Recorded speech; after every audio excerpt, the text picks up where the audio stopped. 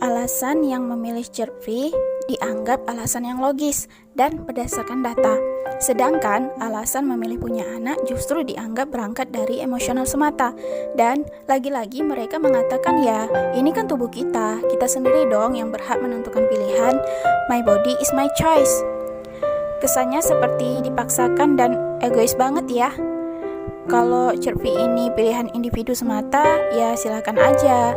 Tapi kalau diopinikan apalagi oleh influencer yang juga punya banyak massa hingga jadi tren yang diikuti banyak generasi muda, wah bisa punah dong manusia kalau nggak pada mau punya anak. Sekilas CERP ini kelihatan modern, padahal kalau kita kritis, keegoisan kaum CERP ini bisa mengancam peradaban manusia. Jika banyak yang mengikuti, maka kemungkinan akan terjadi lost generation, yaitu kehilangan generasi penerus, yang menyebabkan manusia menjadi langka, bahkan punah. Waduh, terus siapa yang akan melanjutkan kehidupan? Bukankah Allah menciptakan manusia untuk menjadi pemimpin di muka bumi? Ini cukup mengganggu pikiran kita ya, selaku masyarakat yang sangat memegang nilai dan norma, terutama bagi kaum muslim.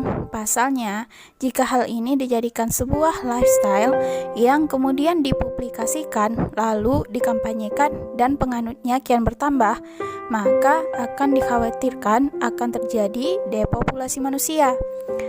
Kaum feminisme yang lahir dari sistem sekuler kapitalis ini selalu berupaya untuk meracuni dan menyesatkan cara berpikir kaum wanita. Sebagai seorang muslim, harusnya standar berpikir kita ya Islam, bukan kapitalis sekuler. Standar kebenaran itu halal haram menurut syara, bukan sekedar manfaat materi semata. Bagi kita kaum muslim, pernikahan bukan sekedar pengikat cinta, tetapi juga amal soleh. Jatuh bangunnya suami istri dalam word of marriage bernilai pahala. Lelahnya ayah bunda mengasuh dan mendidik anak, termasuk segenap biaya yang keluar, adalah investasi untuk di akhirat. Namun, ketika pernikahan tidak dilandasi keimanan dan harapan mendapatkan amal soleh, semua menjadi hampa. Pernikahan sebatas perasaan, aktivitas fisik, dan kalkulasi materi. Ukuran kebahagiaan pun bukan lagi keberlimpahan berkah dan pahala, tetapi kepuasan pribadi, termasuk dalam pernikahan. Jadilah kehadiran anak dipandang sebagai pengganggu kebahagiaan pernikahan. Fokusnya pada diri sendiri aja.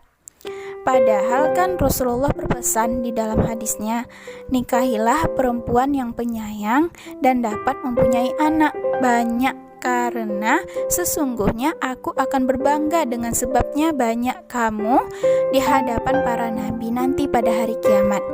Sahih riwayat Ahmad, Ibnu Hibban, dan Sa'id bin Mansur dari jalan Anas bin Malik. Setiap manusia juga telah Allah berikan fitrah naluri melestarikan keturunan, sebagaimana firman Allah di dalam Quran Surah Ali Imran ayat 14 yang artinya, dijadikan indah pada pandangan manusia kecintaan kepada apa-apa yang diingini, berupa wanita-wanita, anak-anak, harta yang banyak dari jenis emas, perak, kuda pilihan, binatang-binatang ternak, dan sawah ladang. Itulah kesenangan hidup di dunia, dan di sisi Allah lah tempat kembali yang baik, surga. Dari sini kita bisa lihat betapa ruginya mereka yang memilih child free, karena sudah tentu mereka sudah menyanyiakan satu ladang pahala terbesar dan sebagai pahala investasi, yaitu doa dari anak soleh yang menjadi salah satu aset amal yang ketika memilikinya tentu akan mendatangkan pahala yang terus mengalir untuk orang tuanya. Kalau menginginkan anak supaya berbakti pada orang tua, apalagi di masa tua, itu adalah sikap egois. Apa kabar kamu yang mengaku muslim tapi meremehkan syariat Allah, menganggap akal lebih tinggi dari hukum syara, memandang rendah kehebatan Allah yang paling tahu cara mengatur semua makhluknya? Itu bukan egois lagi, gak tahu diri namanya. Tubuhmu itu milik Allah, masih bernafas dengan udara dari Allah, memakan rezeki juga dari Allah. tapi beraninya meremehkan syariat Allah. So, jangan hanya mengandalkan open-minded ya sis, open juga Al-Qur'annya, open your heart juga. Sebagai muslim, kita kudu yakin bahwa semua sudah ada jalan rezekinya masing-masing dan tiap-tiap anak membawa rezekinya tersendiri.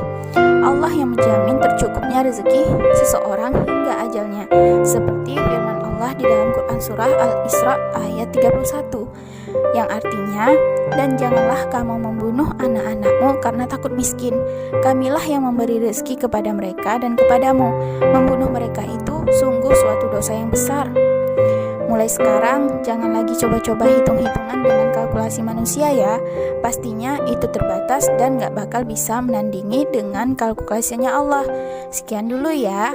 Assalamualaikum warahmatullahi wabarakatuh.